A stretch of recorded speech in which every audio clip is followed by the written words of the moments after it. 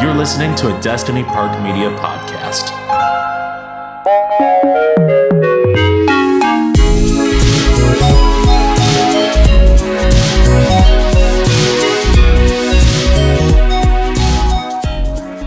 Hey y'all.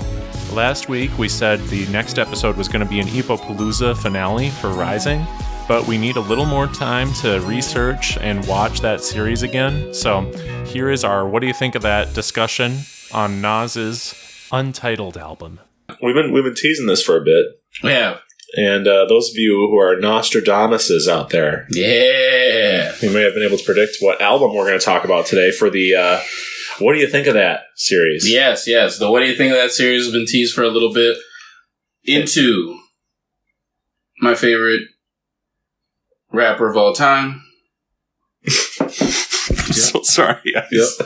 The reason I laughed is because your delivery was... I know. It was a very funny stilted delivery. I was like, my favorite rapper of all time. All right, Captain Kirk.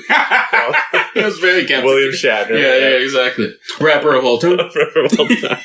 And so I'm sitting there and I'm like listening respectfully, and then all of a sudden there's just this thing in my brain that goes off, and I just bend over and laugh. I shattered myself. So well, let me turn on the hip hop. We're dancing. I'm just kidding. I had the bass. No, I will. I'll be for real. Nas is my favorite rapper of all time, and like top artist period to me. Wow. Yeah, I love Nas. I think he resonated with me when I was discovering hip hop in my, like early teens. I would say even a little bit younger. I grew up kind of like a vocalist guy, so I was like really big into singing. Big Michael Jackson guy. Fell into the boy band era stuff. Oh, I didn't know that. Yeah. I'm a choir singer kid. So that was kind of like my space initially. And then I would start to hear like R&B records with like rap features in them. And I thought certain rap features would complement the R&B record. And that's kind of how I entered in to something to really getting an ear for it. Mm-hmm. And then started hearing, Jay-Z stuff, Nas stuff, Eminem. Eminem was big.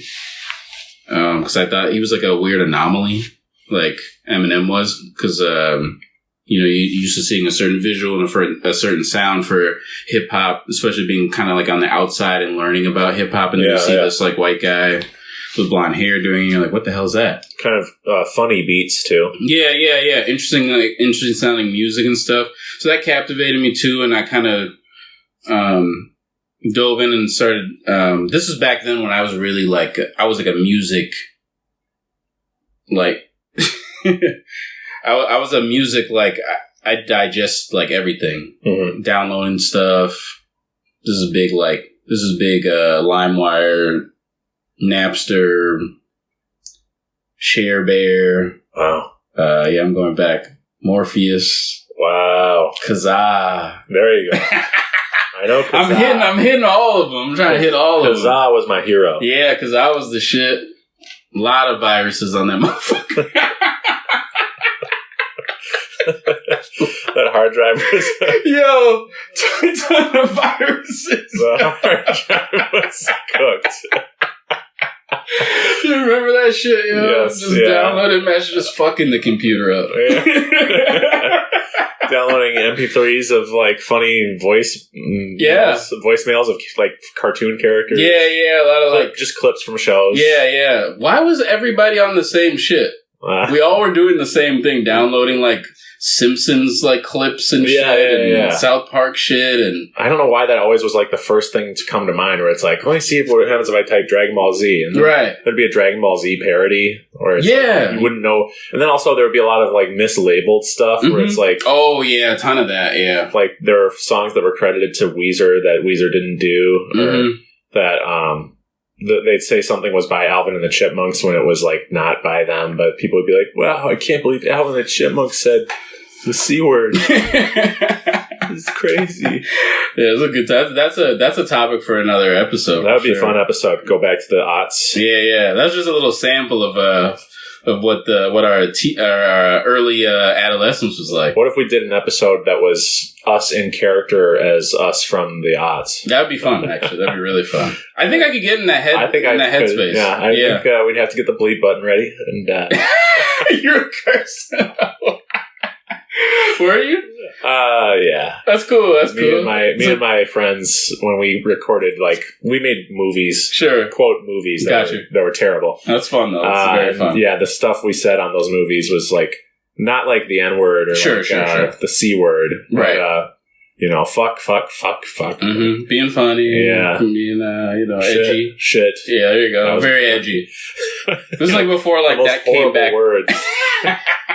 Guy who doesn't know about. Yes. No. Anyway, I should get back onto to my Nas thing, but this is how I got into hip hop, and then I found Nas. I believe I was watching BET, and they did they had this segment that would be throwbacks, and so they would play old songs from the 90s. Yeah, and one of Nas's off his first album, Illmatic, popped up.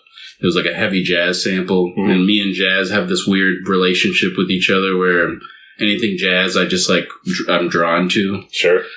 So he's rapping over a jazz sample. I thought it was super fire, and I just dug in on what Nas was and what he was doing. And what year is this?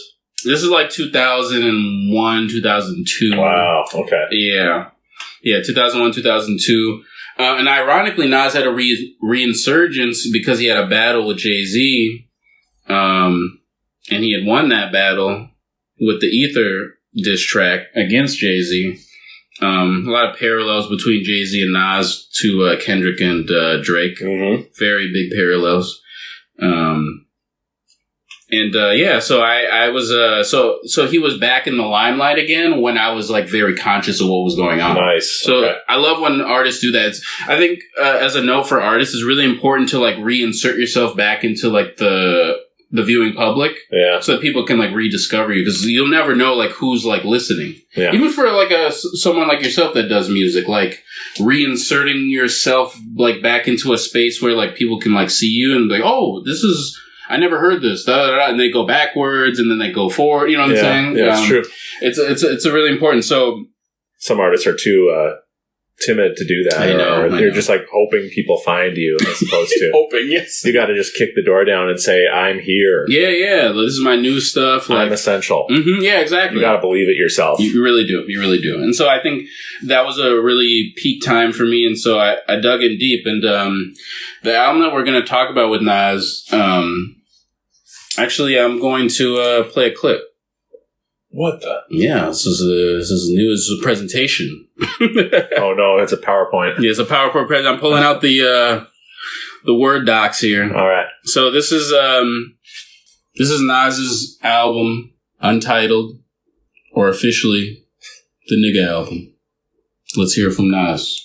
Right, now tell us those release dates for the greatest hits and your next controversial title, which I feel very uncomfortable saying. I have to be honest with you.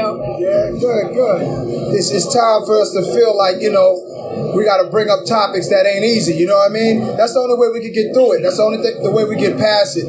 Take the power from the word. It's just it's that time. You know what I mean? It's time for that kind of conversation in hip hop music.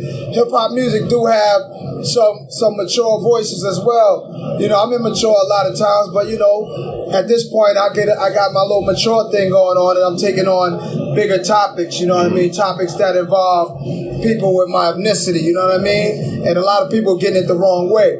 But you know what I mean? It's all good because they're gonna have to get it some kind of way, and it's time. You yourself, do you feel comfortable saying me? Would you feel comfortable with me going around saying the title of your album? If you mentioning the title of my album to some other people that might want to talk about my album, yeah. If you're using it in the wrong sense of the word, I'm not feeling that, and that's why I made the album, because too many people use the word for the wrong reason, or use the word to keep people in a certain situation. This album right here is about, it's just an album, so it's not like a civil rights march. It's just an album. You know what I'm saying? By this time, we should all be smart enough not to be racist no more. But unfortunately, we're not. So you got Nas here doing what I do and trying to, hopefully some people can get something out of it. If not, so what? Well, I'm looking forward to see what's going to come of it. And good luck. Have fun tonight at Jet Nightclub. Thank you. Greatest Hits album, November 6th. The new album, December something. All right, well, have a good night. Thank you again. So, I was hoping she would say it. I know, right? It's like, I can say it now, right? Reminds me of the Samuel L. Jackson clip. Oh, yes, yes. The interviewer... he was like egging the person on to say it. He was telling him to say the N-word. That was during like probably was that the Django stuff? Yeah. Okay. Because he was asking about Quentin Tarantino's using. He's like, why is Quentin saying? And he's like, go ahead, you can say it. Yeah. Well, then I'm not answering the question. Yeah, he's like, I'm not going to answer it unless you say it. And then he goes, I think we should just move on. He says, okay, let's move on. He let him go. Yeah, it was so great. The guy goes, I can't. Yeah, I can't say it. No, it's okay. So this album, so Nas's background is that, and something I actually rediscovered more recently is that Nas is actually low-key considered to be one of the first like shock rappers. Oh, okay. And I never looked at him like that. Right. I never even thought of him as like a shock rapper. Right. But all the stuff that was leading up to like when he was first coming out as a young MC in his 20s or in his teens and 20s is that he was having a lot of shocking raps. Yeah. Like saying things that have never been said generally before. Sure. On the Illmatic tape and like features before that. And so that attitude that he has, the rebellious attitude and like pushing boundaries and stuff like that, is something that he kind of has carried on and off throughout his career. Yeah. And so before this album, the album before that was called Hip Hop Is Dead, which was another pushback to kind of hip hop kind of losing its power from the people and more into the becoming like into the business. Mm-hmm. Like we don't have control of our culture. The business has control of our culture. So he's like, oh, hip hop's dead then. Got it. And so that was controversial back then. I think the album was released in like I think it was like 2006 or 2000. I believe it was 2006, and Nas would come out like every 2 years. Nerdy, little nerdy fact, but he would usually release every 2 years. So nice. Well, that's the perfect time to give yourself enough time to celebrate an album, then take a little break, and then start working on another one. Exactly. I always love that. I think the albums or the artists that do one per year, it's a little. You're starting to burn yourself out, I think. Yeah. And so with this album, yes, and kind of how we mentioned in the clip, Nas is at this point, 2007, 2008, is an elder statesman. He's not a new spring chicken. He's not a young rapper. Him and Jay-Z have kind of like entered into this kind of like veteran status.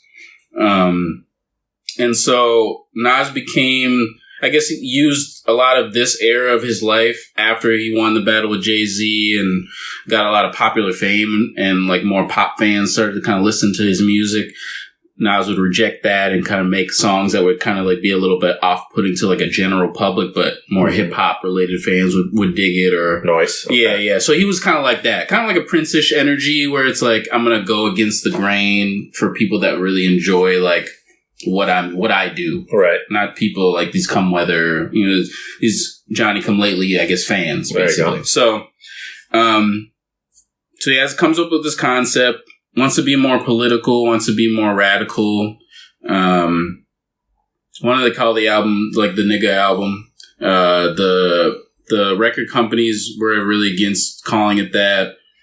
He wanted to be more shocking, but also like deliver a message within that album that kind of talked about things that were important to him and topics that were pressing, and kind of be more culturally, Black culturally focused. It's a lot of. I feel like it sets a lot of the blueprint up for artists that were doing, I guess, quote unquote, conscious rap. The guys got guys like Common that kind of lives in that conscious rap space. Sure, yeah. Early Kanye kind of lived in that conscious rap space when he first was coming out. Yep. And those are two of my favorite hip hop people. Yeah. Common's great. Ye's great. These guys from Chicago.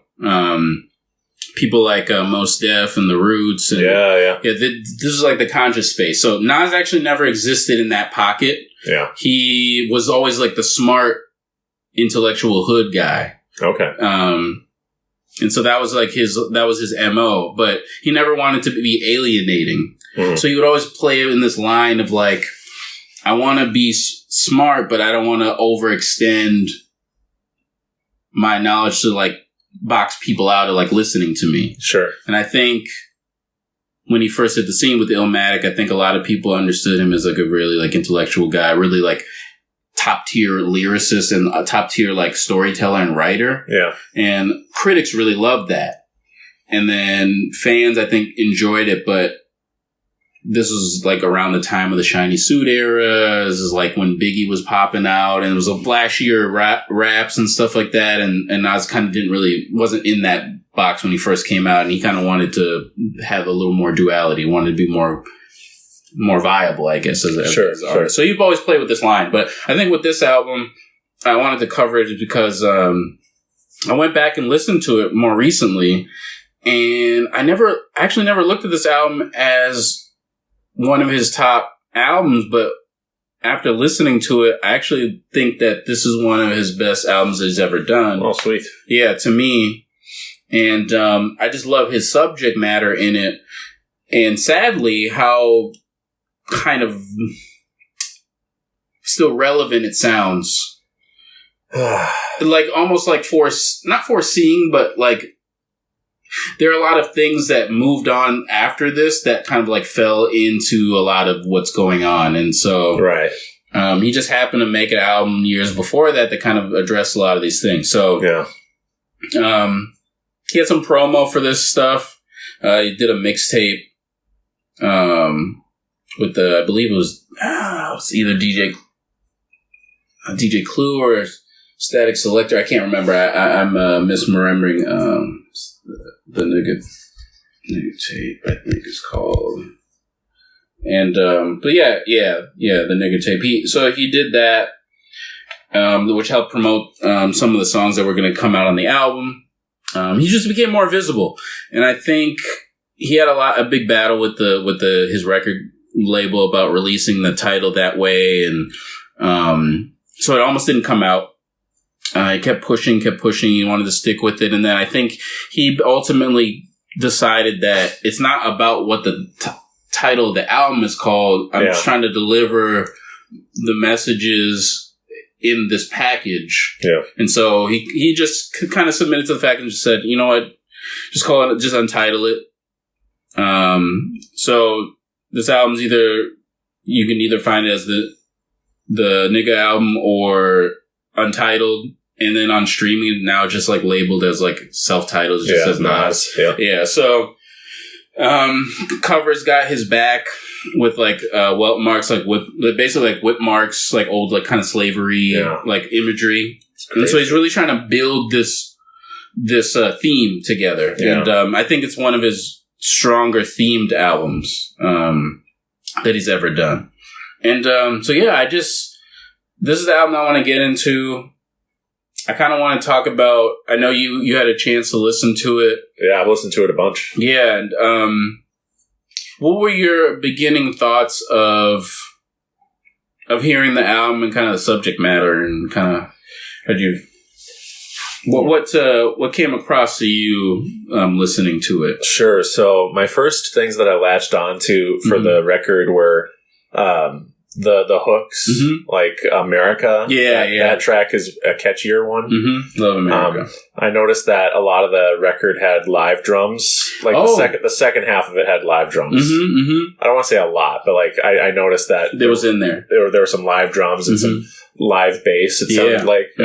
I love when hip hop can have live bass and drums, right? Just because it feels so fresh and like unique to my ear, right? While also feeling like musically warm to my ear, but that's not to say I don't like the other types of beats that are more electronic. So that was my first experience with the record. And, I hadn't really been able to lock into the lyrics on the first listen. Yeah, I usually don't either. Yeah, that's true for most first listens. But as I listened to it repeatedly, I heard what he was saying. I heard the sound clips near the second to last song. He talks about, the word, the N-word, which I will not say, of course. How would you feel? No, I will not. There's no temptation to say that. But he says that in this country, it's we are all that word. Because we're all disenfranchised by a group of people who are controlling everything for us.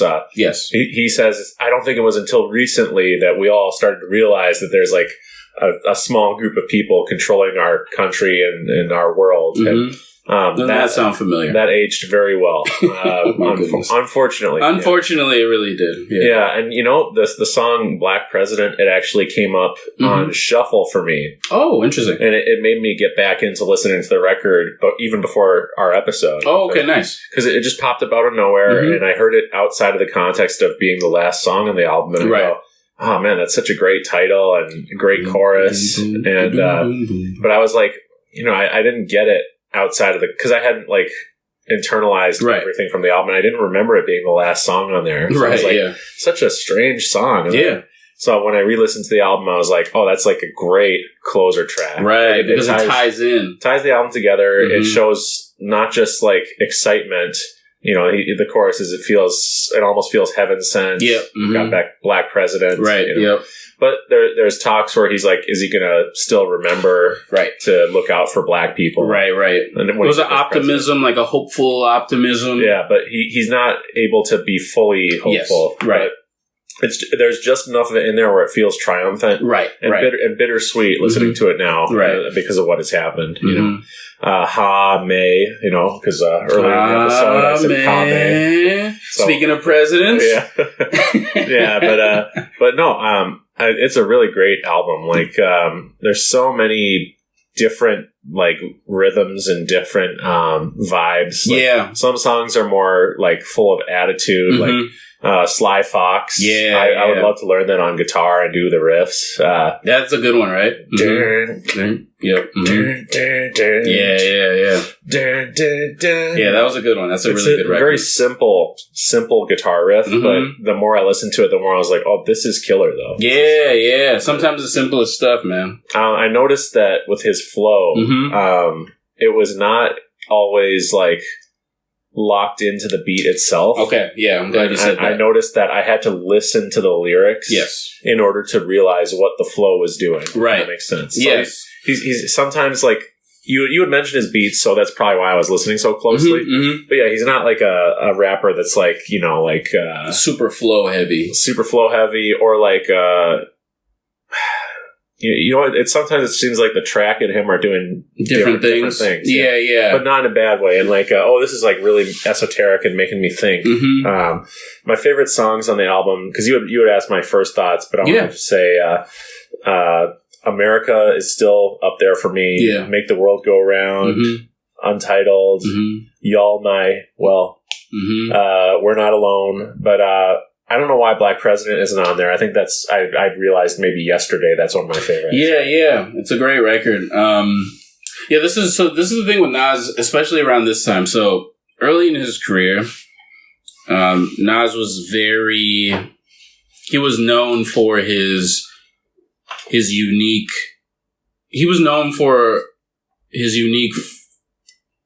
flow and pocket. And let me say that even in a different way. He was more of a top tier traditional man. Yeah, traditional man, exactly. Top tier traditional man rapper. I think he had the best on pocket flow when he first came out. Okay. Okay. And people fell in love with that style of his rapping. So he used to rap a little bit faster, a little more like on beat, caught the beat really well, and he would really like ride it very well. So that used to be like his thing, and like people were, back in the day, this magazine called The Source magazine used to be like one of the top magazines for hip hop, and they gave his first album 5 mics, which is the top as many mics as you can get. And I think it was one of the first like couple like first mic I guess albums. And so it was very critically acclaimed. And then in Nas's second half of his career, to me, from a fan perspective, he was more interested in his messages and saying what he wanted to say while also being able to rhyme it. So he wasn't so concerned about being like having the tightest flow. Not to say that he wasn't on beat or anything. What I'm saying is that he more focused on his messaging, and he was more interested in kind of rapping on more like, so there's this notion about Nas is that like Nas, since his like first early projects, that he picks bad beats. Yeah, you mentioned that in the show earlier. Yeah. And so Nas's thing is that he, at least one of his interviews, he would say that he'd never wanted the beat to outshine what he was trying to say. Right. So you'd rather have something that was a little more skeletal or like more basic or maybe less rhythmic in order to be able for you to really hear what he's saying. Yeah. He wanted his beat to really, he wanted his lyrics and his voice to carry the track versus the instrumental being like the strongest part of the song. Yeah. I think that a lot of the time the beat wasn't exactly like getting me super hyped. Right. Exactly. It's not like the production was like something to be like, wow, like, and that really wasn't his thing. I don't think when I heard that he said that about like because he would hear back that people were like, oh, you pick bad beats. And he was always like, oh, I want you to hear what I'm saying. Yeah, I never got the sense that any of the beats were bad. Right. Not to interrupt. But no, it's just something that... On this record. Yeah, I think hip-hop fans... So like a beat that would be like more like mainstream and like of the times would have been the song that came out called Hero. Yeah, I was just about to say that one was one of the only ones that feels kind of like... hypey. Exactly. And it's not one of my favorite songs. Thank you. So. It was a single, too. Like, that was a clear single song that released. And so he would give you one or two.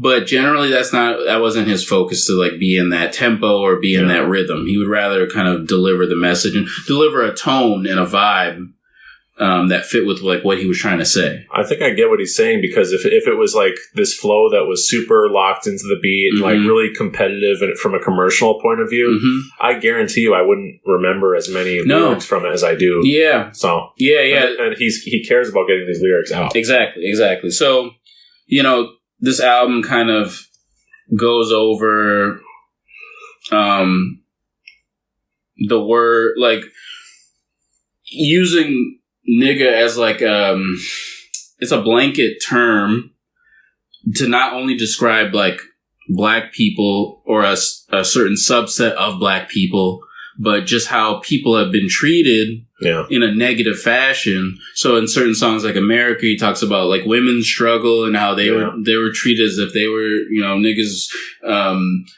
going through a struggle and being demeaned and things like that, and how like this word is kind of used as like an overall blanket statement for like the downtrodden or looked upon as like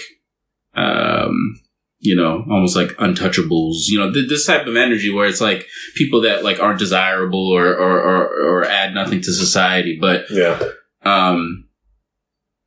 he's trying to, this album, he's really speaking from like a power to the people perspective, where he's like, let's have our eyes open about what's going on, not only in the media, but how America's treated us. So he's, Sly Fox is about the media, writing stories about, black people and downtrodden people and how they frame things and how they're, dishonest, calling, song being called Sly Fox. And, and then he has a song like America where he's kind of talking about the origin of America and some of the negatives. And I love the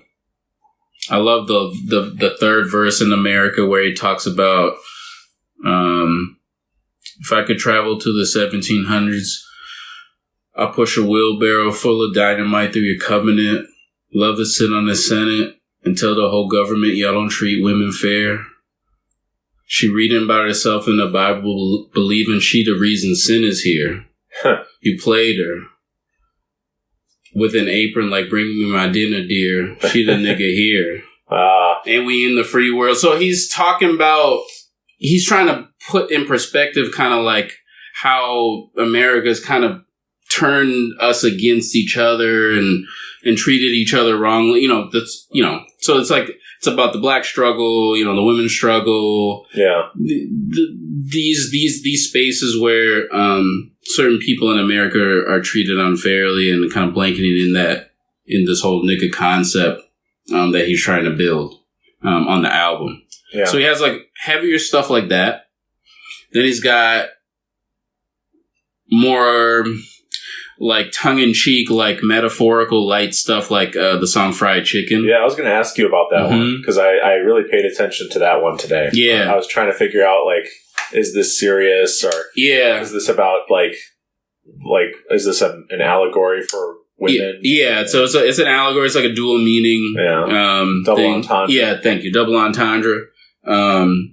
Project Roach scared me because I don't like roaches. Yeah, Project Roach, another like lightish entendre where he's talking about. So the Fried Chicken record is like building this metaphor about preparing chicken and how it's going to be the death of them, and they kind of like hints at like some of the subtlety of like women and.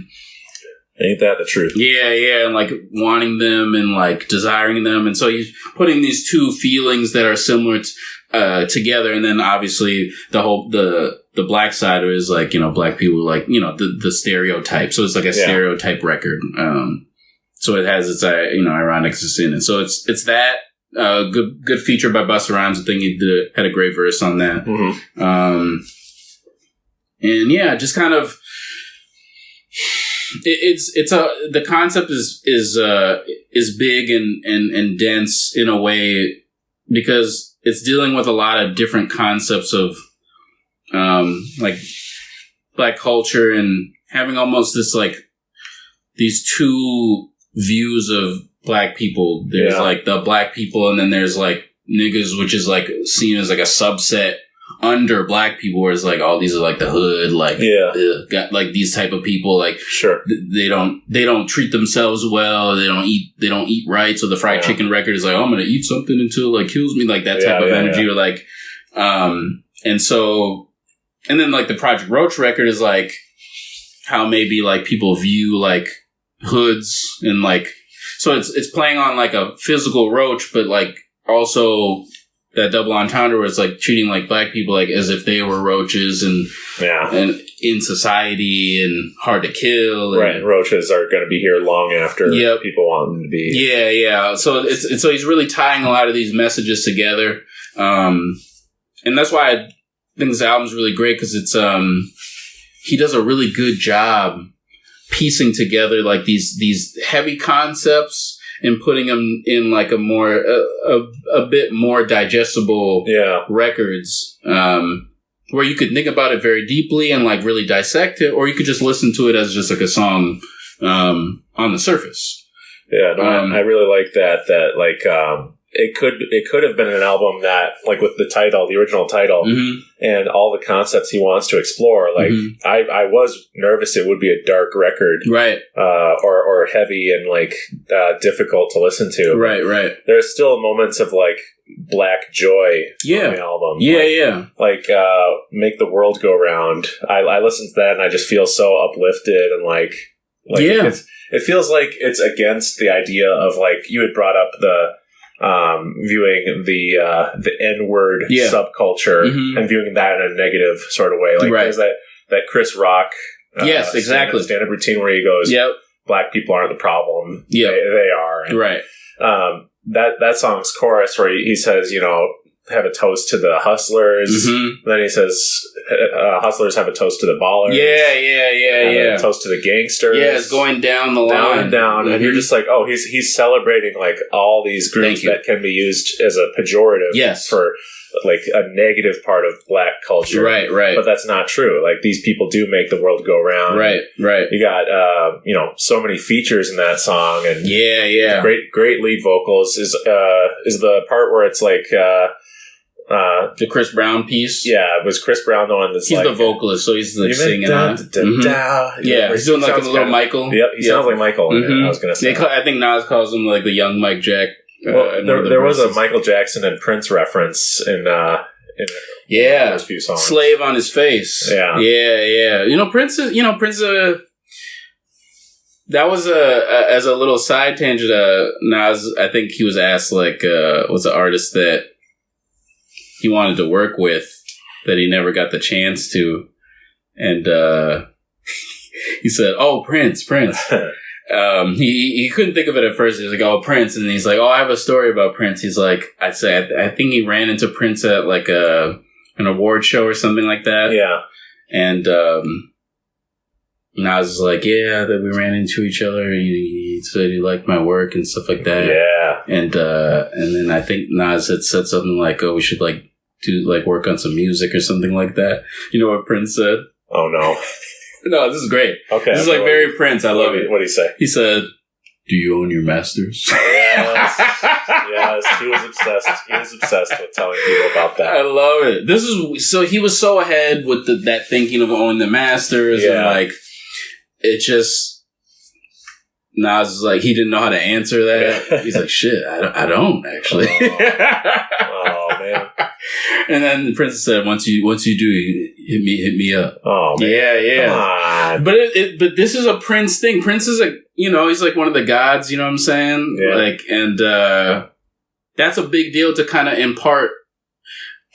It looks like a slight, but really what it is, he's trying to educate without educating. He's saying like, be mindful of this. Yeah. Like if we're doing music, like you should get that. Yeah. That piece. You should get that. You know what I'm saying? You should own it and get the financial benefits of it. Like me sharing it with Sony or whatever one of these other companies, I'm not really interested in that. Yeah. And so it helped. He was just ahead of his time with that type of thing. So I thought that was a really funny like adage. Yeah, Prince is like a big. He's big. People that like the artistry of things look to Prince as like one of those guiding lights. As they should. Mm-hmm. He was a genius. Right. I thought he was going to say, you shouldn't use such language. Because he was not. He didn't curse for the last. That's a good point. Like 15 years of his life. Oh, sure. He was a Jehovah's Witness. Yep. He also just gave up swearing. Big Jehovah's Witness. Yeah. So and Michael, ironically. Well, didn't Michael leave the? Yeah, he wasn't. Church? Yeah, he. I think because of Thriller, or not because of Thriller. Well, I can't remember. Yeah, he grew up Jehovah's Witness, and I think after he pretty much got from under his parents, Yeah.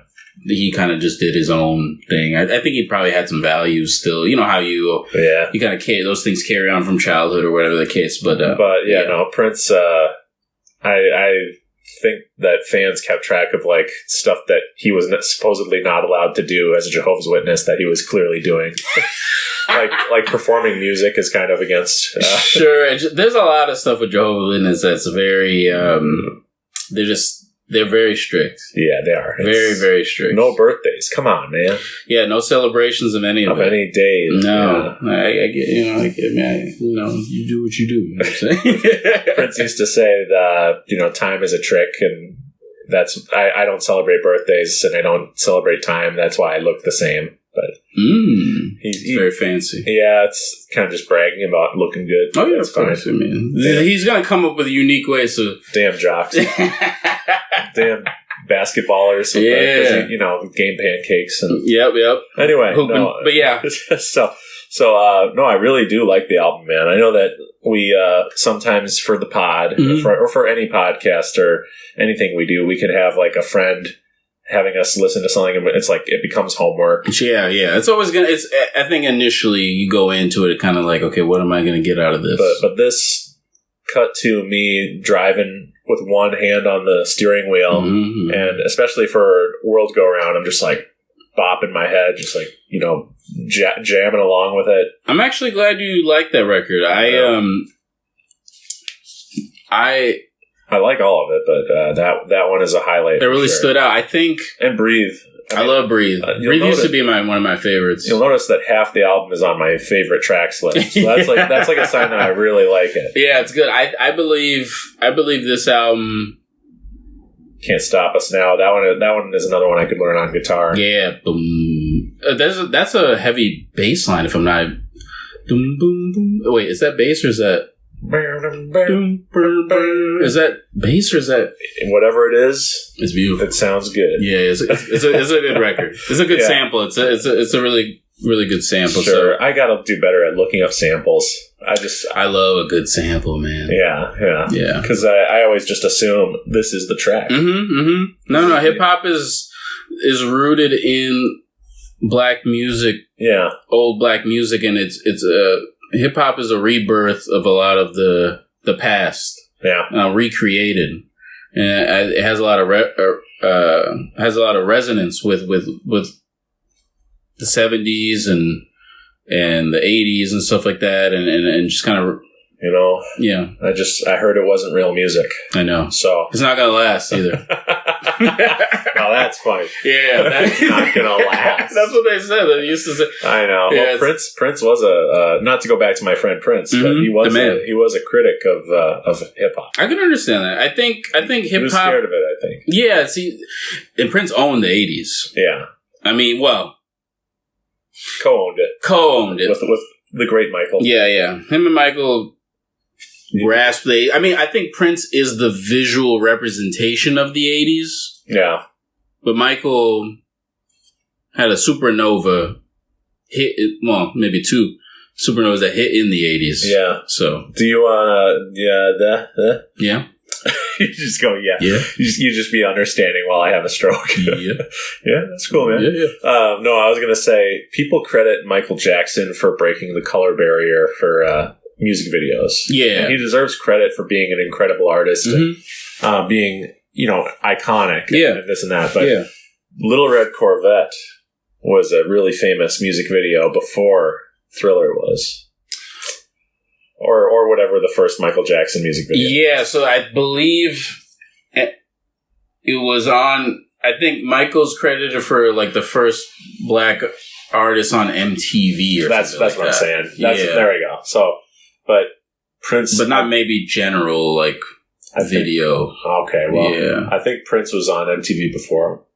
Ooh. That's what I was saying. Oh. I think that's what they found. That would be great to, if you did do that, look up that'd be really interesting to know. But yeah, Michael gets credited for a lot of that. I think the credit I want to give Michael is that he never looked down on Prince for selling less records than him. And actually was still scared of him throughout the rest of his career. I think that's important to keep note of. I think he respected him as a peer. Yeah. Oh, definitely. Yeah, he knows. It was U2. Speaking of U2, not the band. Okay, good. Yeah, I wasn't gonna go that route, but there's always this number one and number two in black music. I don't know if it's in the rock side. I think it happens every so often, but you think Prince and Michael? Yeah, of course. You go into hip hop and you get variations in the early times. There's not. Yeah, in the early times you got Rakim and Big Daddy Kane, and you have artists that were around that. Then you got the Nas and Jay. Yeah. And then we move past the Nas and Jay. You got. What about Biggie and... you got Biggie and Tupac before that. Yeah. Yep, thank you for saying that. You got Biggie and Tupac before that. And then, there's always a 1 and 2. Well, I don't want to be a downer, but is it possibly because of, them being minorities? Or minorities? Because there's the female pop star thing, too, where it's Katy Perry had to face off against Lady Gaga. Mm-hmm. Britney and Christina. Right. And it's just I just don't see that happening as much with like male white artists. Yeah, yeah. It did happen with Backstreet Boys and NSYNC, but they were owned by the same same guy. Or managed by the same guy. Yes. I think the same record label too. So Jive or something. God, what a great scam to be like. The biggest scam. These guys they're going against each other. They're rivals. Yeah. Well, I mean, Beatles and Beach Boys in the U.S. they were both put out by Capitol Records. So it's interesting. I think the scam probably happens a lot. It's been happening quite a bit. The musical grifters. Yes. The truth is that with Dermot, we have no rivals. Yeah. No, you guys do stand alone. As a one soul. We stand very alone. The monolith, if you will. Forever alone, if you will. Forever alone. The true monolith in the Twin Cities. Yeah, I guess you could say Weezer is our rival, but then it's just like... I mean, they're past their prime, honestly. Omni-Man punching Mark. That's what that is. And then Rivers says to me, "What will you have after 500 years?" And then I say, "You, Rivers. I'll still have you." And then he flies away. Anyway, back to the... Well, I'm not going to say the title, but... Yeah. That's very good. Back to the self-titled album. Yeah, there you go. Spotify. Yeah, there you go. No, that's very good. It really sounded like I was about to say. It was. That would have been very... That would have been like the ending joke for the episode. That would have been so the funny. Bleep it. Oh, gotta go. Gotta go, guys. You know, I did actually accidentally say the N-word. Yeah, when you were listening to the record? No.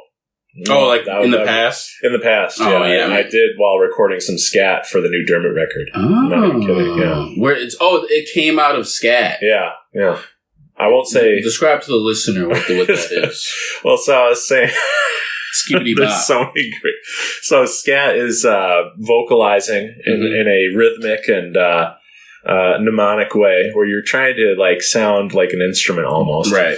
You know, and it's very emotional and not emotional, very rhythmic. Right. And very instinctual. And there was a section of a guitar solo on this record where I'm scatting over it kind of in a very alt-rock sort of way. Sure. But I was trying to remember how I did it in the demo. And in the demo, I'm going...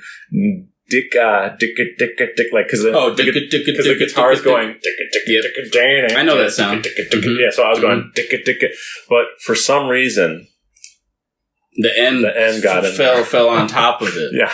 It's very understandable. And so I legit stopped and I told Eric, I said, delete that now. I'm not even kidding. I said, delete that right now. Please. You like stood over him like as he's deleting you, like, yeah, cut it out there. Empty the recycle bin. There you go. Yeah. Because it'll sit there. Yeah. You'll pull it out and restore it. And I did tell him I would apologize to you. Oh, no, that's funny. No, it's understandable. You were just making the sound of a guitar. And the end slipped on top. It did. Well, and the guitar was so distorted and loud. I think I just got confused and afraid, and a horrible word came out. It's okay. Thank you. It wasn't thrown in. It was sound effects. And now that I know from Nas that as long as I'm not using that word to like demean someone or put them down, I can use it. What? You have the sound clip. It's right there. All jokes aside, here's the thing. I think I don't want to use it. Yeah, no, we're being light about it. Yeah, no, I shouldn't be. And what I'm saying is that the topic as it is a complex and heavy topic. Yeah, and it's wrapped in a lot of bullshit. The history of America. It's just wrapped in a lot of shit that is hard to untether. I think as a culture, what black people did is take it and flip it and try to own it ourselves. Still creating culture.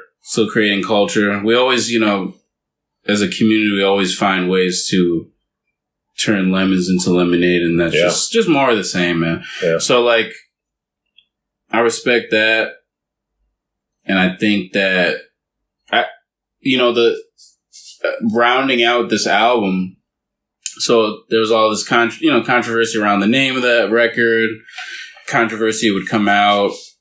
Nas making some concessions and being able to win the battle to having the album actually release. Yeah. And you would think, like, okay, with all this nonsense, like, you know, maybe people wouldn't be interested, or the subject matter may be too dense or a little too much for people to really like want to listen to. But actually, the album ended up debuting number 1. Oh, cool. Yeah, so he got a number 1 off of this album, so people were receptive to it. Mm-hmm. And honestly, for him, I think it's a mission accomplished. I think people kind of forget about this album, though, because of this, how themed it was, and I think it gets lost in his discography a little bit. But fans of Nas and kind of knowing his catalog and stuff like that, I think this for me especially, the album stands out quite a bit. And he had a big album previously with the Hip Hop Is Dead was really big as well. Yeah. And so he was on a decent run here. And so it went number 1. He also did something that was fun. Well, some extracurricular is that there was a protest outside of Fox News by a company or like a group, and they invited Nas to come, asked Nas to come out and speak. Oh, cool. And he went out and spoke about what Fox News does and, you know, the lies that they tell and how they frame stories. And apparently it was a shot at Fox News because they had said some pejorative or nonsense about Nas maybe like a few years before that. Yeah. And so he got back at them that, and he kind of just had that foresight to, this is kind of during the times when we started to kind of get into what we're in right now, this muck. Yeah. Where it's like this right-wing shit. Kind of, I don't know if it was even really described in that sort of way back then. It was like, it was kind of more, this is Republican versus Democrat. Right. And now we're in this whole right-left thing. Right-left, far-left. Yeah, far-right. Because Democrat at this point is very centrist. Right, exactly. So this is like pre that. Yeah. And I miss it. I miss the simplistic, like, pointing at Fox News and saying, you guys suck. Fucking freaks. You're right. Like, what do you guys cover? Like, only cover negative stereotypes. You're making our senior citizens paranoid and racist. Oh, yeah. A lot of fear. They use a lot of fear tactics. We could point to one corporate entity and say, this is a fucking crazy channel. We gotta, keep people from watching this somehow. Yeah, so he was out there and he spoke with people and people were really feeling it, and I think people were on the ride that Nas gave him for this album, and I think if you go back to it, I think it stands strong. I think like for me, there's not really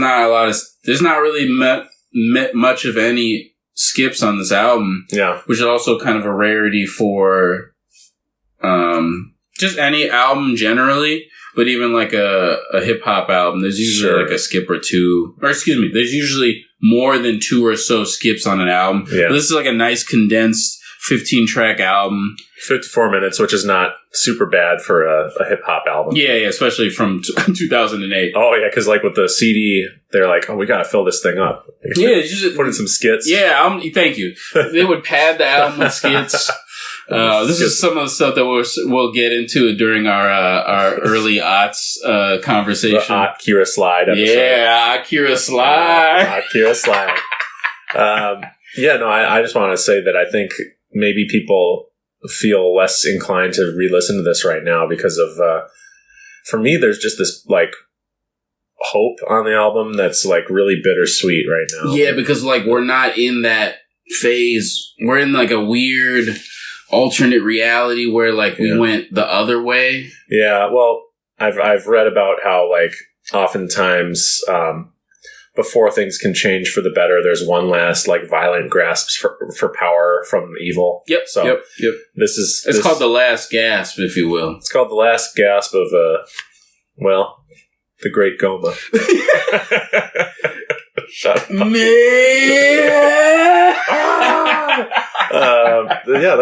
Next week it's going to be a much better world. Yeah, now that we did what we just did. We just did it. Mm-hmm. Yeah, you know. Well, it's going to be more chaotic, actually, at first. Okay, that's fair. Because that's what will end up happening. It's going to be very chaotic. I hope Nas is okay, because when we did the pet This is not at Nas. Okay, I know, but This is my man. We can't control... I mean, we can't control the magic, I don't think. That's true. But talking about Pet Sounds and then Brian Wilson passing away soon after... I see. We got to make sure... Let's just make sure we say, not Nas. Here. I just knocked on wood. Not Nas. Nas is doing great right now. He's making... He had a third run in his career. Yeah, you told me he had that new producer he really enjoyed working with. Yep, he locked in 6 projects. Yeah, and like part 1, 2, and 3 for one of them, right? Yep.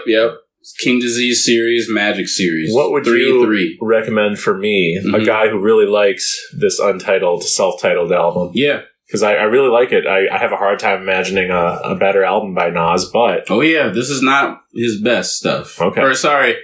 It is one of...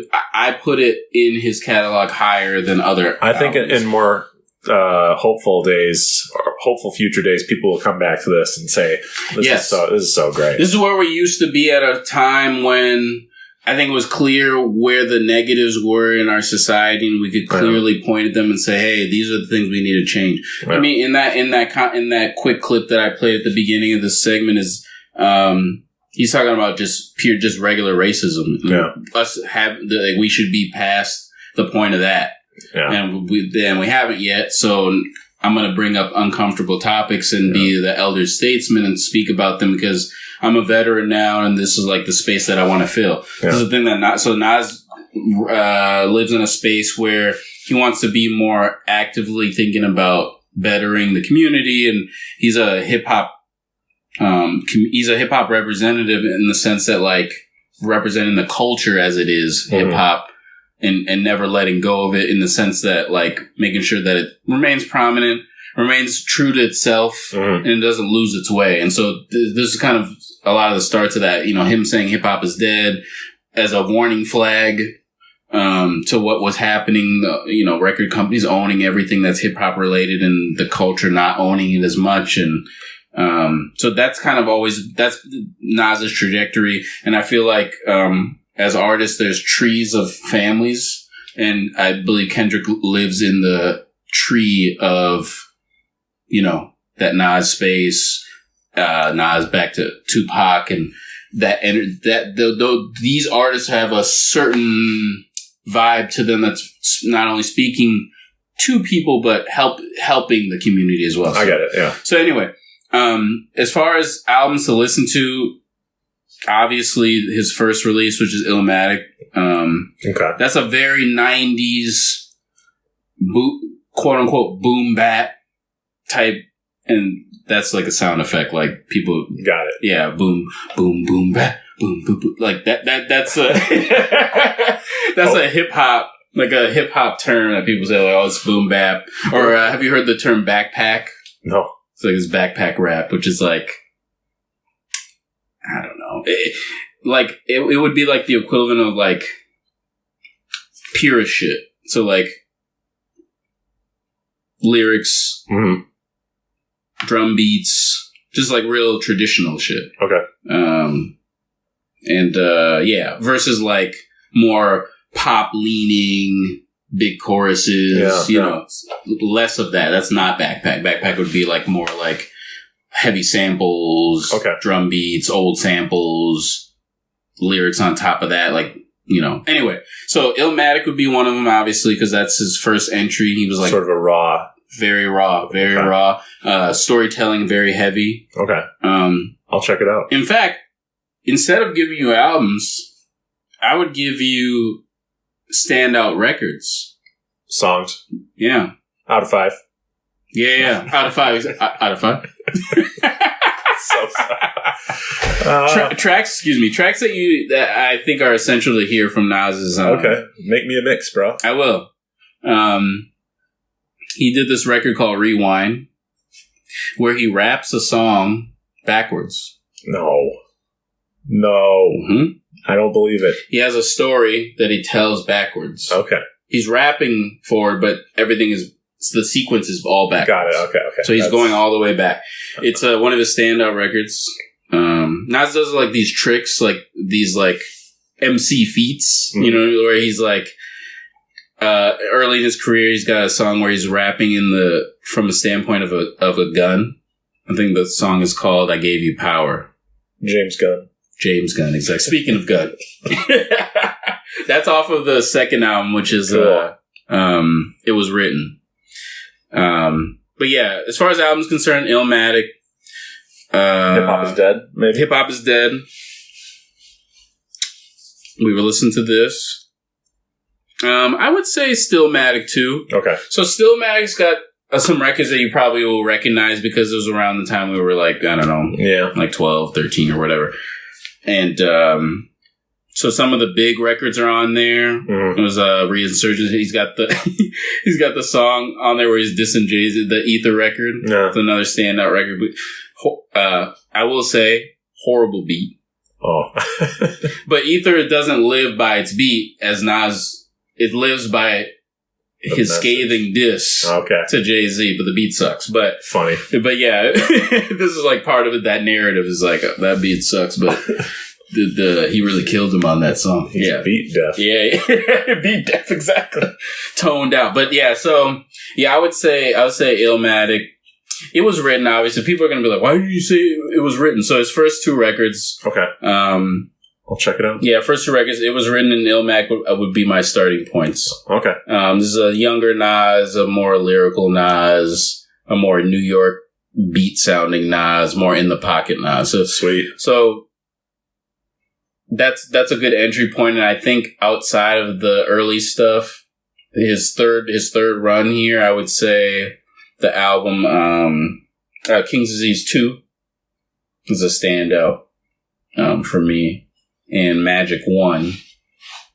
It just says Magic. It doesn't say Magic 1, but the first Magic. Yeah, I gotcha.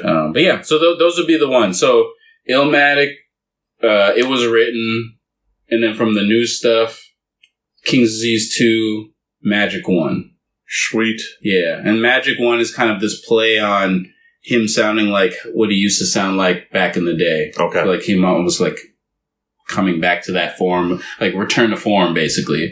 The form that everyone just like loves and doesn't let Nas get away from. Why can't you sound like you're aware of the fans doing? Why can't you sound? Yeah, why can't you sound like this album? Yeah, you don't sound like you used to anymore. What happened, man? Yeah, Nas has a big fan base that's like that. Too. Yeah, when he after those two records, man, he changes. I'm like, bro, you gotta evolve. And then the conspiracies start. Yeah, thank you for why they changed and. Maybe they were replaced by some sort of clone. That happens. Oh, absolutely. Conspiracies. Yeah. Gotta believe every single one of them. That's how you cancel them out from making you cause real world harm, is you say, I believe that. Yep. You find another one that is totally contradicting the one you just said you believed, and you go, I believe that one. That one sounds right, too. Moon landing fake. Earth is flat. Earth flat. Moon landing fake. Kennedy. Flat. Didn't die. Epstein. Didn't happen. Epstein's flat. Epstein flat. Why are we still talking about this flat son of a bitch? Yeah, see, we're packing it on. We'll get to that point where I got bad news. He's already gone. Epstein is already gone. Oh, I know. I meant the other guy, the other friend. His other friend. Yeah, his other friend. No, that's someone who's not flat. His friend. Yeah, definitely not flat. Definitely not flat. Maybe mentally, but come on, man. All right. Enough political jargon. I just wanted to shoot some energy towards a certain person, since we have a certain power that we possess. that is real. That is real, and it's shown itself to be true. Yeah, we should probably. Yeah, we'll send that power elsewhere on our secondary podcast. Yeah, there you go. The Dirtbags. Remember that one? The Dirtbags. Yeah. All right. Well, thank you for sharing this record with me, Jallah. Yeah, fans, check it out. People that listen to the show, I think... people love the music stuff on the show. Oh, good. Did you know that? No, I didn't. Yeah, I've had several people say that that's their favorite part of the show, not the anime. Oh, really? Because the anime, they have to, do homework Okay. And I said, but Ippo Makanauchi. And they say, I don't know what that means. I don't know what you're talking about. Did you say English now? That was a genuine snore. Can you say English now? And I say, Bakana. Bakana? No. Problem is, I'm still going to talk about anime on here. That's fine. I love it. I mean, the show is called Oculus.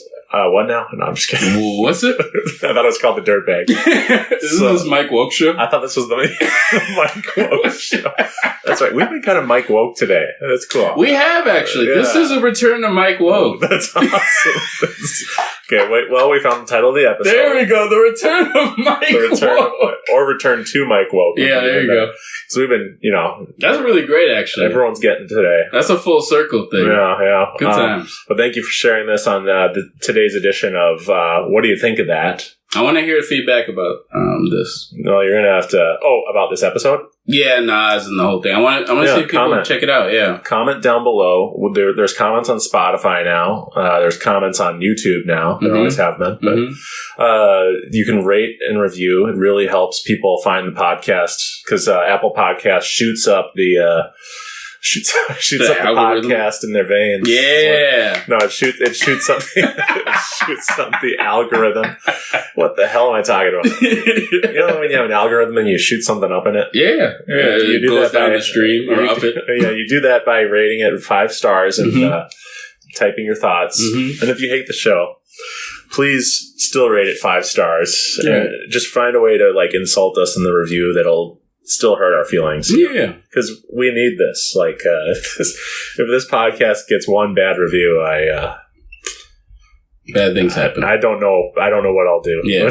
and we end up losing those powers that we once had. Right, yeah. And we want to keep that going. To be clear, I wouldn't hurt anyone if we got a bad review. Okay, that's it sounds threatening. I meant I wouldn't. I don't know what I do to myself. I mean, you sounded soft when you said it, so it didn't seem threatening. Yeah, I always sound soft.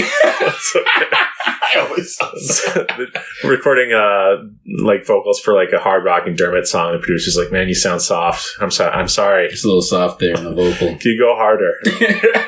I'm just like, sure. This is my tone. Winnie the Pooh. Yeah, exactly. Sure. This is my tone.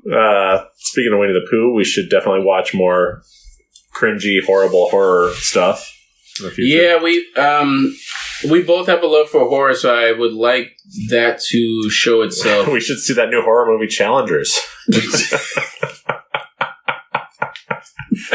Oh, no, it's Weapons. That's what it's called, right? Weapons. We should watch Challengers and Weapons.